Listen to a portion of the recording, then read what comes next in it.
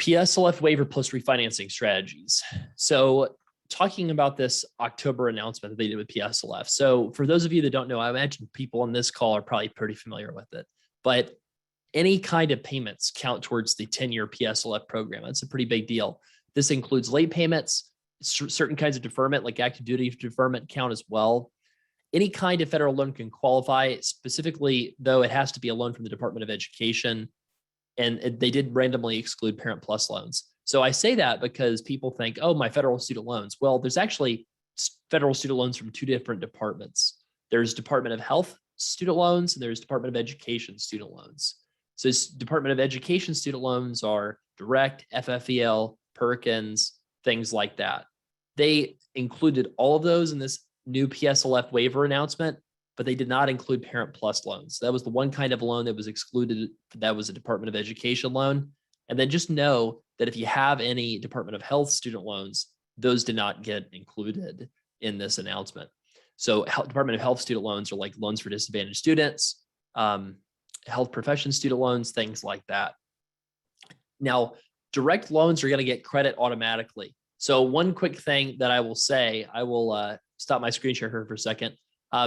So what's going to happen is sort of like a waterfall effect where certain kinds of loans get that notification first that they're getting qualifying payment credit updates. So for example, consolidation loans, specifically direct consolidation loans with fully filled out ECF forms for borrowers that already submitted all their employment histories, especially people that like fought for PSLF already and have already gone through that process. Those are the kind of people that are going to get these emails first. So there's these sort of really awesome emails that come out from federal student aid that people that benefit from the PSLF waiver will get at some point. Now, what they do is they send out these emails in order of, who has the easiest payment count to calculate. So that's why the direct consolidation loans that have gotten all the ECFs on file, those are emails went out first. Then you're going to get direct loans that have a bunch of ECF forms submitted, just direct loans that were not consolidated. So then those emails will go out next, right? And then you're going to see more complicated types of situations like FFEL loans. Those will probably go out last. So we're expecting probably by late December to early January, those initial notification emails from the Federal Student Aid Office will all be sent out. So you might have already gotten notified. If you haven't, don't panic. We're expecting things to go in a specific kind of order. And then if the, if the ECF forms weren't submitted exactly correctly, then it might not be something that would happen right away. They might have a little bit of a pause. So I'm definitely going to get to a lot of your questions. I just wanted to kind of get through some of my PSLF stuff first, and then answer some of your questions. So here's a little blog post, by the way. I guess I can put that in the chat. Copy a link address. Let's see if I'm able to put that in the chat. Oops.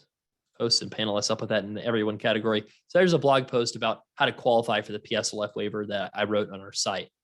Now, what do you need to do to get extra credit on the PSLF waiver? You file your ECF form. What is ECF form? It's employer certification form. So you go to studentaid.gov/PSLF, and remember that filing extra ECF forms never hurt anybody. So what I mean by that is people are always like, oh my gosh, should I fill out my ECF form? Will I get in trouble?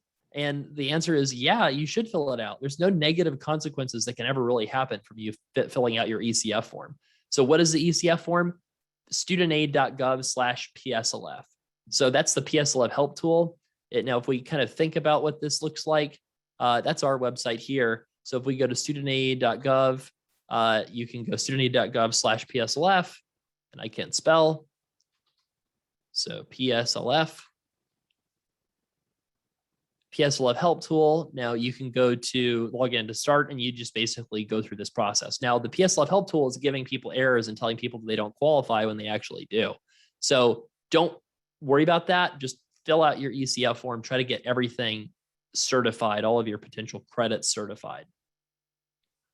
So now a couple more notes about this. So if you have direct loans, all you got to do is just make sure the Department of Education knows about every single month you were ever employed at a public service employer. Even if you didn't make payments, you might as well put it on the form, because what's the worst that can happen? right? So for FFEL loans, you have to move those into direct loan status. So you've got to consolidate those at studentaid.gov. And to do that, you just basically check only the FFEL loans and consolidate them to direct. And then just check the box that says you're doing it for PSLF. I know that they're not letting people move it to Fed loan really anymore. So just send it to whatever servicer that you want if you need to consolidate your FFEL loans. Now, remember that you have until October 31st, 2022 before you have to have your loans in the right setup for this program. So you do have a little bit of time to figure things out if you need to. Quick note about refunds. Refunds, people are asking, do I get a refund if I made, extra payments under this waiver request? Depends. The answer is it depends. So notice that, people that have got more than 120 months of payments on direct loans do get a refund. So this is our initial understanding of this. This could be updated, right? But the initial understanding is if you make 120 months of payments on a direct loan, you're forgiven, right? But what if you have 180 months of payments on a direct loan? If it's on a direct loan, maybe it was on the extended plan or something, but now those payments count with this waiver. Well, then you're going to get any excess above 120 months back as a refund. So you might get dozens of months of credits and checks basically in the mail from the Treasury Department back as refunds. Now, if you have FFEL loans, our understanding is that's not going to result in any refunds. So if you have more than 120 payments on FFEL loans and consolidate them to get them forgiven, the benefit you're going to get is getting forgiveness, not getting refunds on those excess payments. Where I expect problems in this PSLF waiver is going to be people not filing their ECF forms in time. So if you think about it, FFEL lenders have a conflict of interest as well. So that's another problem I'm thinking is FFEL lenders get billions of dollars of interest income from people. And there is a good chance that they might just not try to avoid telling people or at least making it hard on people for just no particularly good reason other than they're trying to hold on to interest income. So that's something that might happen. I expect a lot of people are just going to simply forget to add eligible employment periods to their ECF forms. So think about you were on the extended plan back in 2006 or something, and you never certified that credit because you weren't in the right repayment program, or you didn't have the right kind of loans. A lot of people are just going to frankly just forget to certify their employment. The most attentive, the most active, engaged people are the ones that are going to disproportionately benefit with this waiver because of the way they constructed it. And they constructed it this way just because they had to, because of the limitations in their powers under this emergency authority that they're relying on to have it sustain legal challenges. Now, some loans were consolidated that had different payment counts. So in other words, the loans that were put into the new consolidation loan had different payment counts. Which one wins? We don't know that yet. As soon as we do, we're going to tell you. And so that's what I want to cover with PSLF. I've got other stuff to cover, but I wanted to pause here and see what kind of stuff's going on in the chat. So if you want to make sure that your chat is sent to everyone, and then I'll answer them here in a second. So let's see here. So, and sorry if I'm my camera here is maybe having trouble focusing. So how do we know all of our loans are direct? So Kathy, if your loans are all direct based off of they will say direct in the name. But if you go to studentaid.gov, you can. I'll actually just demo something for you real quick, Kathy. So if you go to studentaid.gov, so let me share my screen. So let's say you're going to consolidate your loans. So you can do this, and then you can say, I'm going to start demo, but you can say log in. Now you're going to see all of your loans here listed, right? Now, in this little question mark box, do you see how you hover over it and something pops up? It says direct subsidized loan. It's very small, but you can see it. So if you went to this consolidation part and then hovered over your loans like this, you'll be able to see for sure whether or not your loans are direct or not. So just again, to just recap, studentaid.gov, this manage loans section, there's this thing over on the left that says consolidate my loans. You click that, and then you log in to your account. Don't go further than this if your purpose is just to see what kind of loans you have. This will just show you the name of the loan. It'll show you if you have FFEL. Now, if you have FFEL, what you do is you uncheck this whole box, and then you go line by line, and you say, okay, direct, FFEL. And then you check the one that says FFEL, and you check all of the ones that say FFEL, right? and then you process it right away. Are you seeking to be employed by a public service organization? Yes. And then you'll notice that Fed loans, oh, actually, maybe Fed loan is on this list again. I think for a second they got taken off. If they're on the list, use them. But if not, use somebody else, right? And then just fill out all your information, and then request the new plan for your loans, and then just submit it all basically. So we've got a couple people raising their hands. Let's see here. Raise hand. Oops.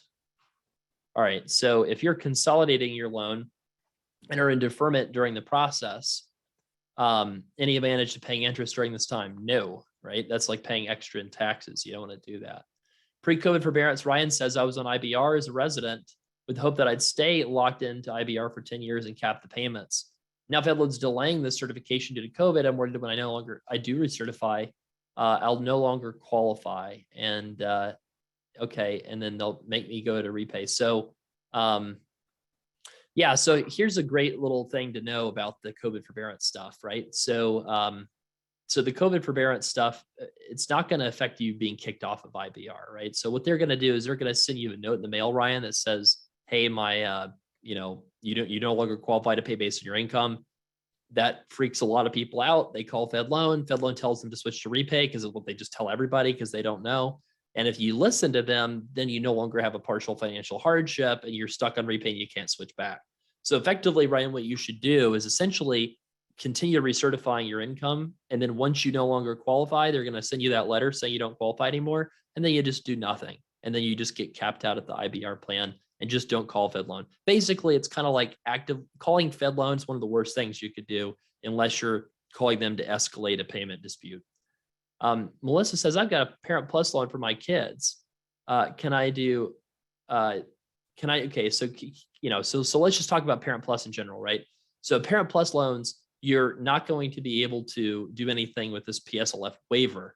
However, you are able to do, the double consolidation loophole, which is something that's Megan's, one of our consultants, has talked about in the past to get much lower payments. So unfortunately, this is not inclusive of Parent Plus loans. If you've already added in a Parent Plus loan to a consolidation, I would expect that might stop the new consolidation from benefiting from this program, but we're still waiting on feedback on things. Let's see a couple other questions before I get into sharing some more stuff here for you guys. Dan's looks like he's one of our consultants. He's answering some of the questions really well here. So yeah, so let's talk about a couple things that might happen in the future with PSLF. So Kaiser Permanente is a for-profit, it's a not-for-profit hospital chain that employs physicians through a for-profit hospital arm. And one of the things that Kaiser Permanente physicians have done for a while is expected they're not going to get PSLF. That could be changing at some point. So it's too soon to tell, but the definition of PSLF eligible employers might be expanding with this negotiated rulemaking process that the Department of Education is doing right now. So I would say, that if you're possibly going to be working at some sort of public health organization that might even be a, quasi, not sure if it qualifies kind of a place, that might be worth holding off a little bit on refinancing and trying to pay off your loans just to make sure you got clarity on that before doing so. So yeah, so someone's asking, basically, if you've got, you're joining this, this group that contracts with a bunch of different places in the Houston area. It's similar to Kaiser. So should you wait for changes in PSLF program or should you refinance in January, pay off the loans as soon as possible? I would probably wait a little bit. I don't think that, if you're working at hospitals, that's kind of the line for me. If you're at a hospital for a lot of your employment doing work and your for-profit group is contracting through the hospital, then you might be a little cautious. Like, PSLF is something that could save you a ton of money. And there's maybe a low chance with some that you would qualify, but there's enough of a chance that it might make sense to wait maybe until March or April instead of January. So that would be my thought. All right, let's cover a couple more things.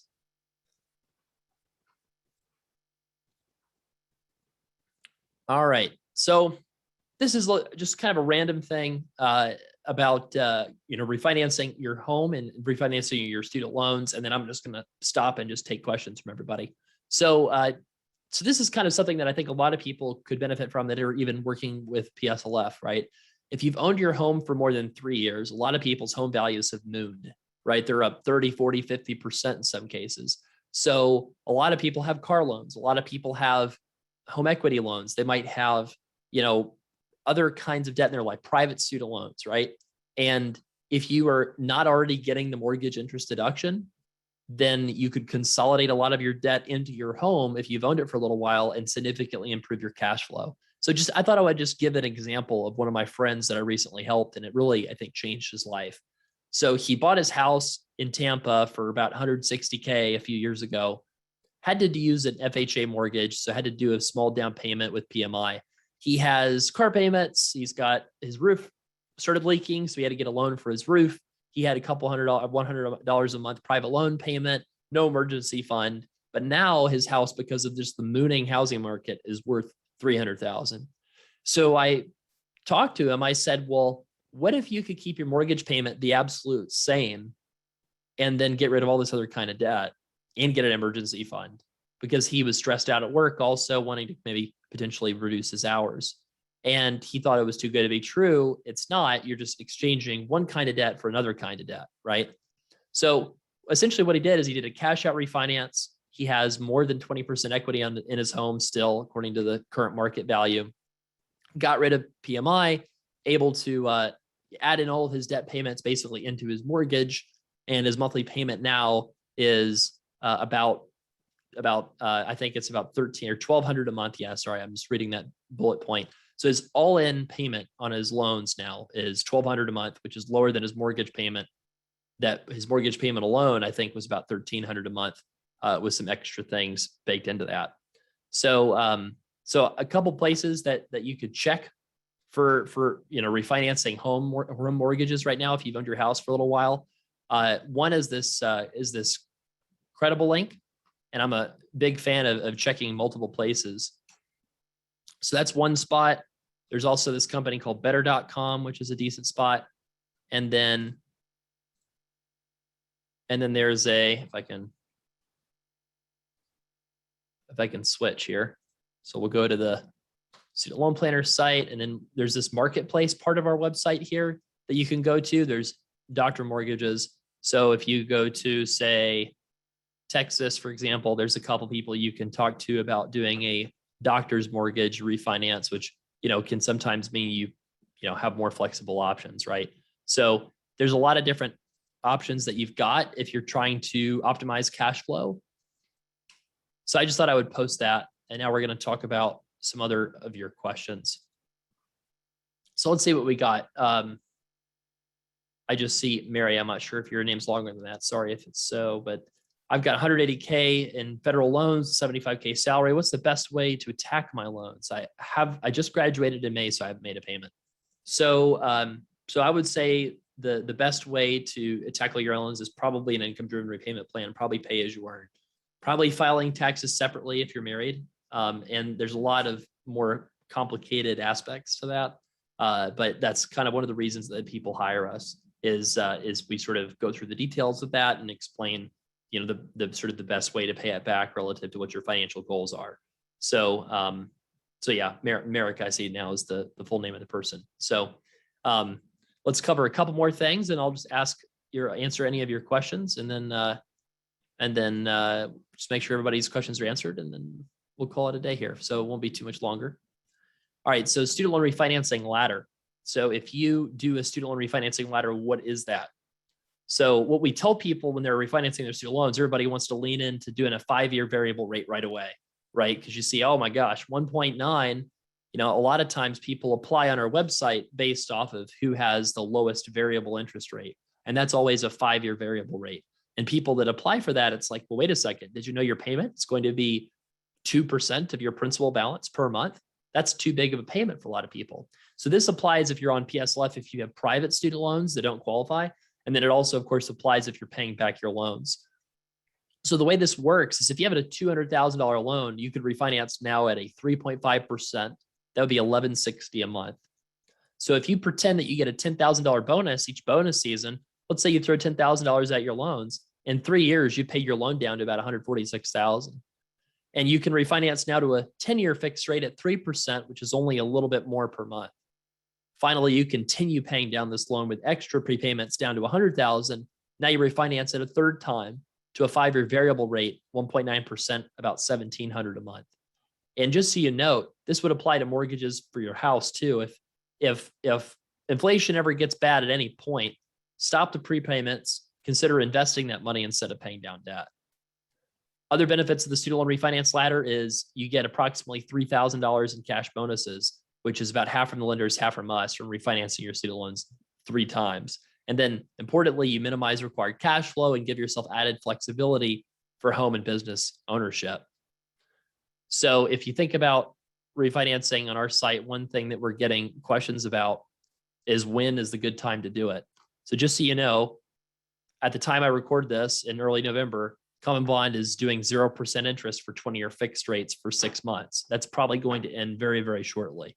So if you want to get an extended period of 0 interest and convert your loan from federal to private, then Common Bond is taking a lot of the refinancings in our site right now. The other big, company that's taking a lot of the refinancings is Laurel Road.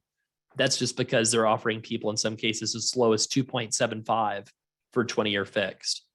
Everybody else is offering decent rates as well, but those two seem to be winning at this moment. I would expect this January, everybody's going to reprice their loans. Everybody's going to shift around what they're giving people. So I don't think that that's necessarily going to be, accurate in terms of pricing that I'm telling you about who's going to be on top come January, because I think that a lot of the different lenders are going to take different approaches come January, depending on how aggressive or not aggressive they want to be. And then finally, if you need practice financing or refinancing, this is a page that we're building out. We're trying to add more banks to it. So if you happen to know anybody at a bank that you like that you've used for your practice, let me know. But the idea is that you can click on these, the state where you live, and then reach out to the different bankers that you see based off of your occupational area. If you're at some point after you get PSLF, maybe you're going to start your own practice, or maybe you already are doing practice and you want to do a refinancing of that existing loan. And we give $1,000 cash bonuses for that as well. So I'm going to shut up and take some more questions. Let's see here. Okay. I hope you guys know that I'm a lot better at student loans than I am at optimizing the focus on a camera. I think it's just because the sun sets so fast where I am here now. It's setting at like 5:15 p.m. I can see the moon outside my window, and I think the lower light's thrown off my camera. So while I'm waiting for some more questions, Glenn asks, if you're consolidating a FFEL loan, making standard payments, maybe with Fed loans say you don't qualify because you're not paying using an IDR payment plan. So Glenn, you still qualify. So you consolidate those loans, any kind of payment counts. And if you need extra additional months of credit, then you can always sign up for the repay plan, which you always qualify for. I would be cautious about that because maybe you might pay off the loan if it's a really small loan. So it just depends on your circumstances, but they'll count it. Kwame says, I'm in a $450K of debt, current residency interview cycle, graduating in 2021. Yeah, so you're wanting to get rid of medical school debt. So Kwame, it depends on what you're trying to do.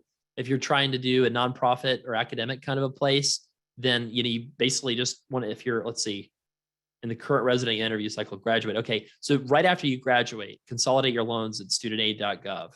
And then, it depends on what your goals are. If you're indecisive between private practice and nonprofit world, then do repay if you're single, because you get an interest subsidy. If you're married, you might want to consider doing the pay-as-you-earn, depending on if you need to file separately or not, if your goal is to minimize payments.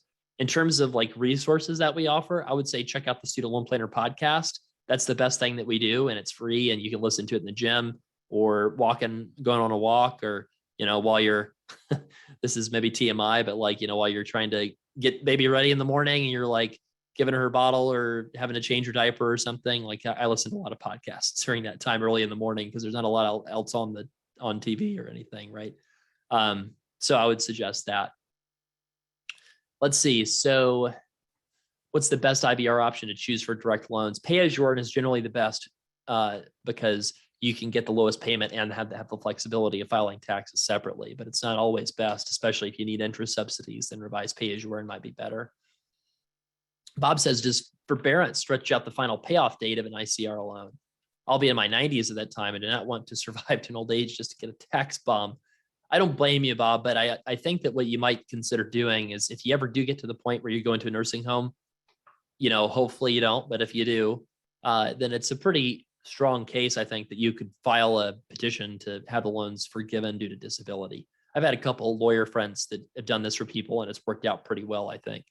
So if you make it to the point where you need assistance for daily living, you could work to get a physician's note to say that you're permanently disabled and get the loan forgiven that way.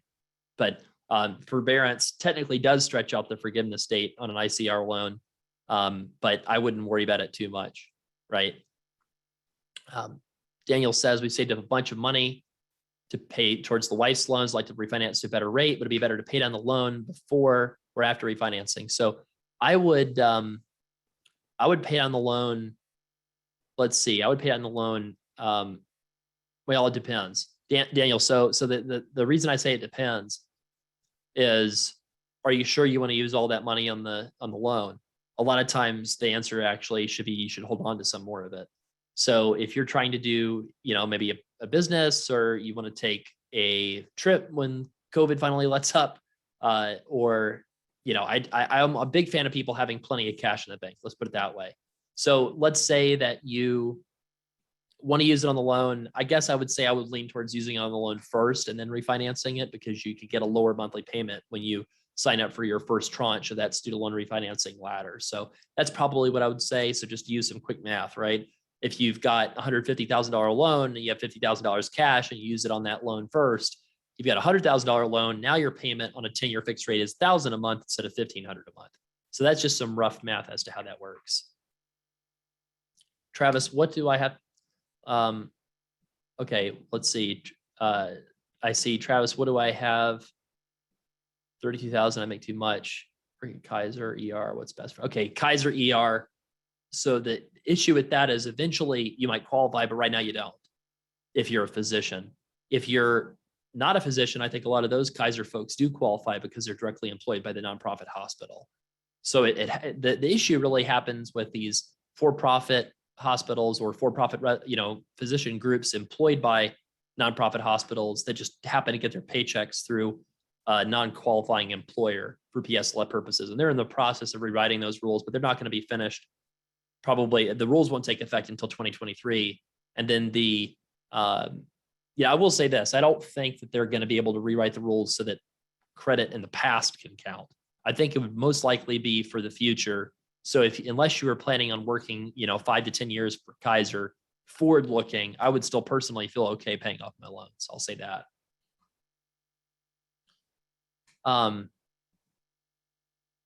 Yeah. So again, Wassam's asking about if the company doesn't qualify, should I refinance? That's really, it's a gamble either way, right? Interest rates could go up significantly from here. And then you could be, I'm going to go ahead and take a big risk here and turn the light on. It's getting real dark, folks. So let's see. Oh, well, I don't know where the light on is in my office. It's a new office. So Wassam, I think it's a gamble either way. That's my point. So if you take the chance, then I think that it won't be the worst thing in the world, unless they amend these rules where they're ex post facto counting a bunch of months of credit, right? If you say, what would I do? I would probably wait until this negotiated rulemaking process at least releases some text of their regulations in probably spring of 2022 before taking a chance on refinancing. Let's see here. What happens if consolidating an FFEL loan doesn't allow me to pick my current IDR plan because my tax return is so different? Please, let's see here. I'm trying to understand this question, Ryan. So what happens if consolidating a new FFEL loan and student aid doesn't allow me to pick my current plan because my tax return is, oh, I get it now. Yeah, I would choose IBR. I would try to choose it even if they tell you that you don't qualify. That's probably, honestly, that's probably a consultation question. That's probably more complicated than I could answer in a quick webinar. It depends is the short answer. And it depends on your income. It depends on spousal income. It depends on your, when you started borrowing, right? It depends on a lot of things. For a borrower that would not otherwise qualify for old IBR, would that option be available after consolidating FFEL loans? It depends, Ross. So it depends on if you're going to have a partial financial hardship or not. Everyone's always eligible for repay, but but it's not always true that you're eligible for IBR. It's worth let's see, is it worth consolidating a 5K FFEL loan?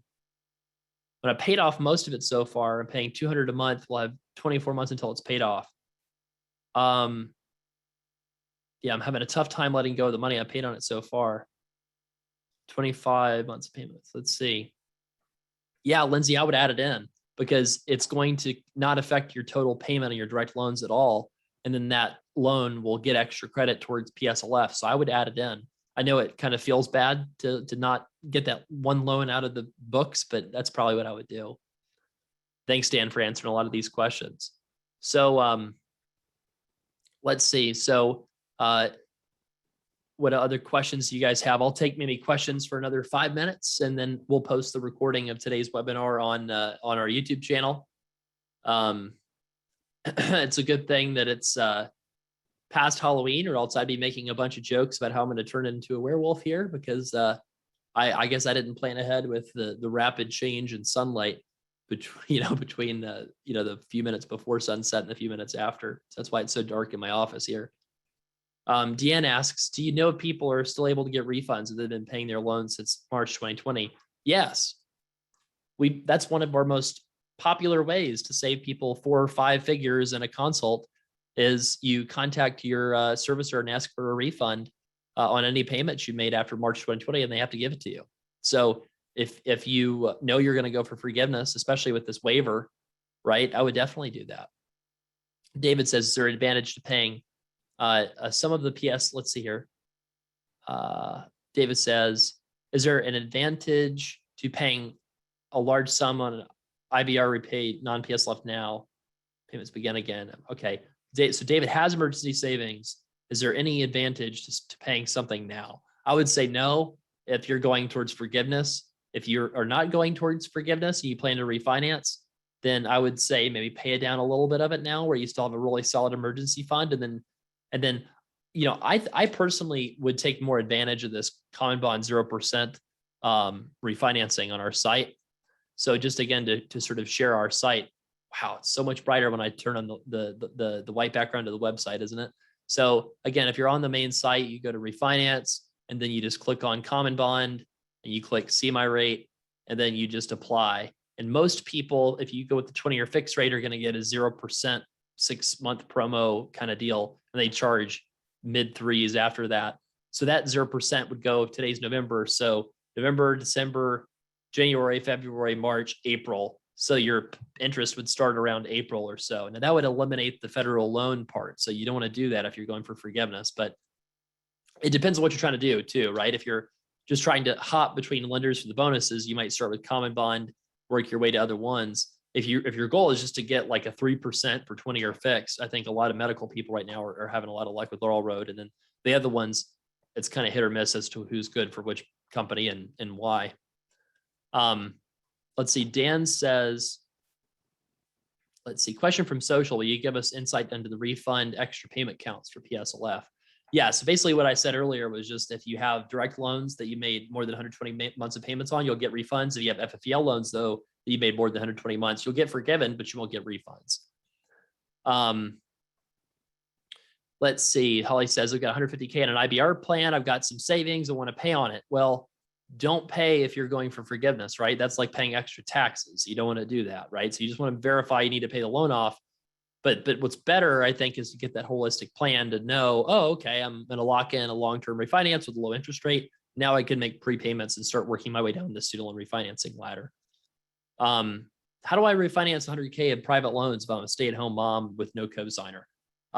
You can't refinance loans unless you have some sort of income to show. So if you're a stay-at-home mom, no cosigner available, you're stuck with the loans that you have if it's private loans.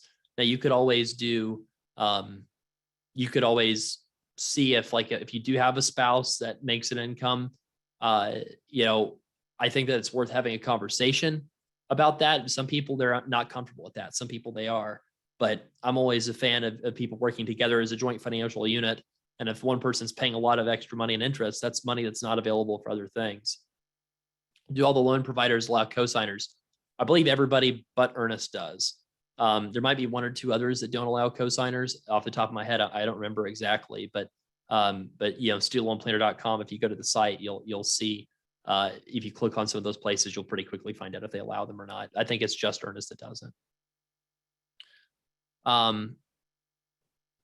Okay, so one person says, I tried applying for PSLF as a nurse at Kaiser, but supposedly don't qualify.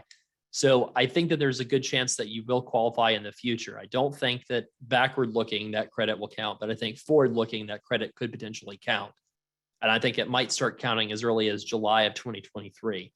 So I would just say, does your loan setup make sense where you could go maybe for 20-year forgiveness? You know, do you owe that much for that might make sense? You know, if yes, then I would maybe see, I wait and see, right? But anybody that's, you know, in any of these non-qualifying type employers, I think that would be a wise thing to do, to get a consult specifically so we can talk through all these what ifs, because it's a lot right now and it's sort of changing week to week as we get more information back from the regulatory process. So, yeah. Yeah, so some more people are posting some stuff here. All right, let's see. I think Dan asked me to talk about something. I'm just trying to find where it was.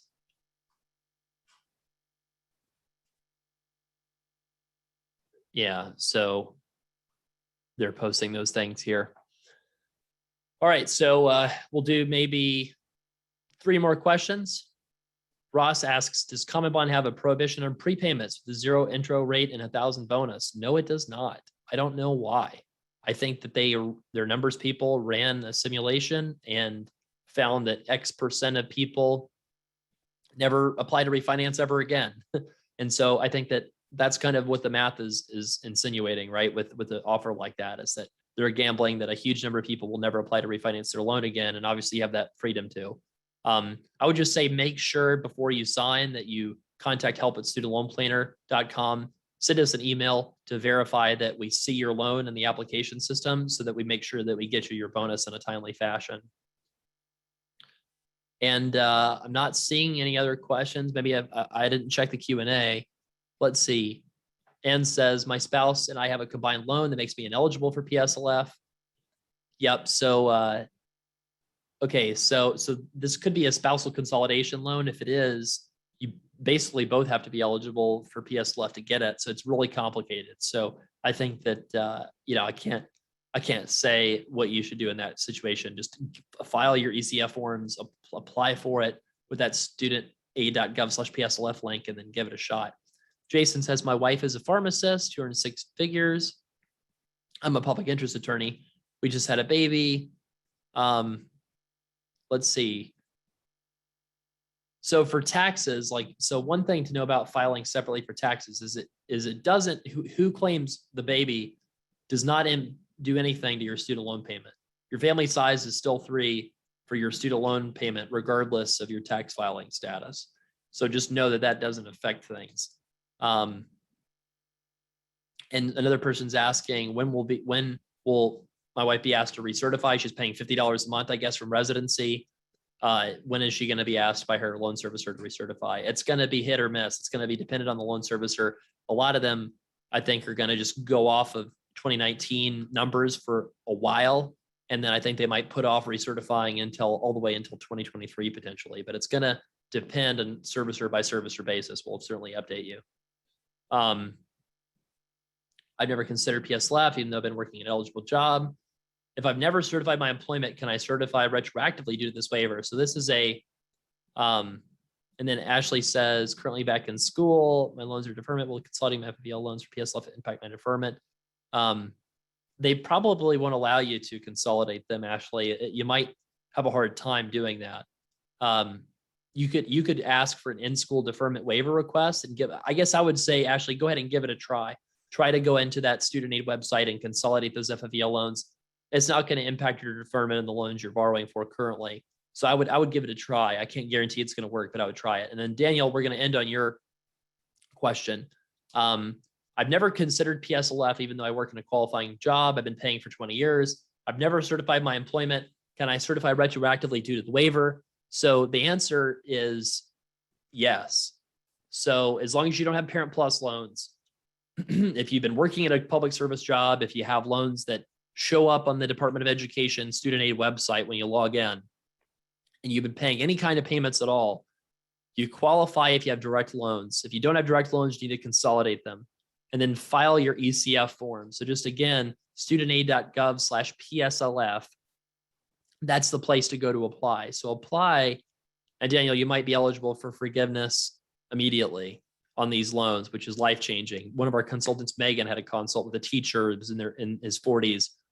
She showed him that he had made 15 years worth of payments, showed him how to consolidate his loans. All 30,000 were forgiven after 15 years of making payments. That's life-changing, folks.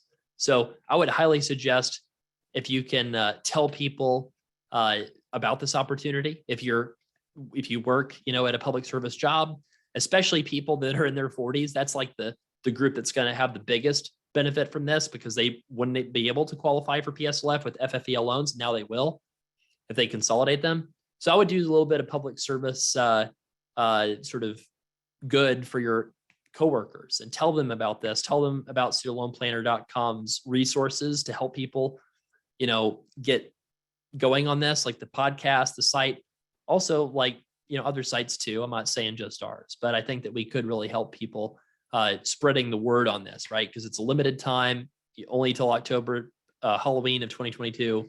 And a lot of people are not going to get this because of that. So I'm going to go ahead and sign off, folks. I really appreciate you. Send us an email if you want to chat about any of your specific circumstances. Also, I'll put in the chat. You can go to you can go to studentloanplanner.com/book to schedule a slot to do a consult. I'll say that we're getting pretty booked up with the start of repayments because you can book until January, and a lot of people are doing that. So don't wait to book if you're planning to. So thanks, everybody. I promise I'll have better lighting next time, or at least I'll maybe do it when it's not sunset. So thanks, everybody. Have a wonderful rest of your day.